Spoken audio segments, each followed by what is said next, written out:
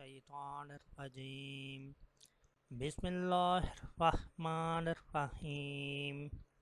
حضرت ابن عباس رضی اللہ تعالیٰ عنہ سے روایت ہے کہ رسول اللہ صلی اللہ علیہ وآلہ وسلم ایک مری ہوئی بکری کے پاس سے گزرے تو فرمایا، تم نے اس کے چمڑے سے فائدہ کیوں نہیں اٹھایا؟ لوگوں نے کہا، یہ تو مردار ہے۔ آپ صلی اللہ علیہ وآلہ وسلم نے فرمایا، صرف اس کا گوشت کھانا حرام ہے۔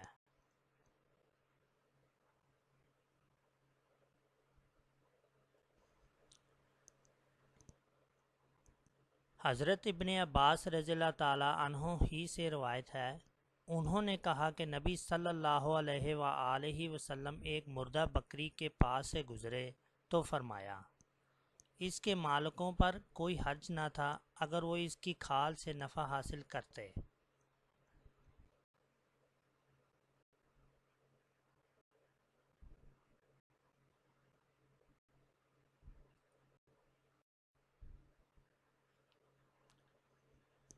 حضرت خالد بن ولید رضی اللہ تعالیٰ عنہ سے روایت ہے، وہ رسول اللہ صلی اللہ علیہ وآلہ وسلم کے ہمراہ ام المومنین حضرت میمونہ رضی اللہ تعالیٰ عنہ کے گھر گئے تو آپ صلی اللہ علیہ وآلہ وسلم کی خدمت میں ایک بھنا ہوا سانڈا پیش کیا گیا۔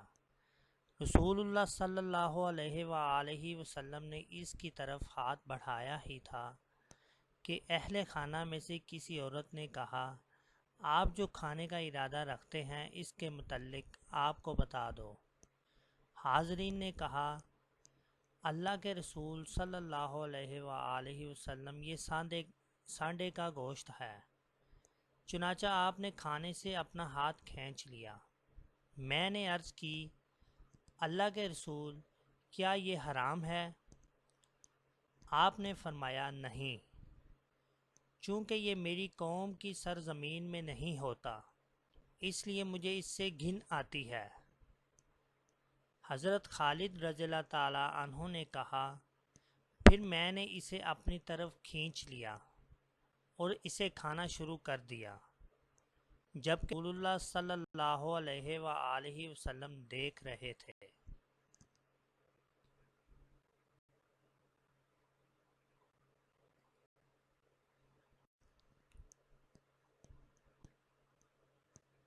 حضرت میمونہ رضی اللہ تعالیٰ عنہا سے روایت ہے کہ ایک چوہیا گھی میں گر کر مر گئی تو اس کے متعلق نبی صلی اللہ علیہ وآلہ وسلم سے پوچھا گیا تو آپ صلی اللہ علیہ وآلہ وسلم نے فرمایا، اسے چوہیا کو اور اس کے ارد گرد والا گھی پھینک دو اور باقی گھی کھا لو۔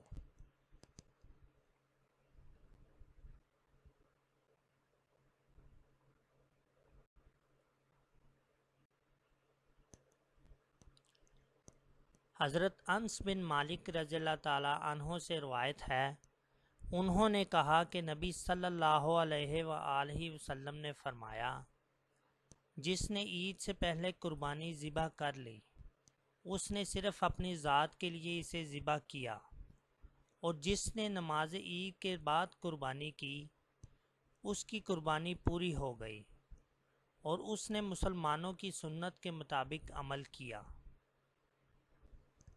جزاک اللہ۔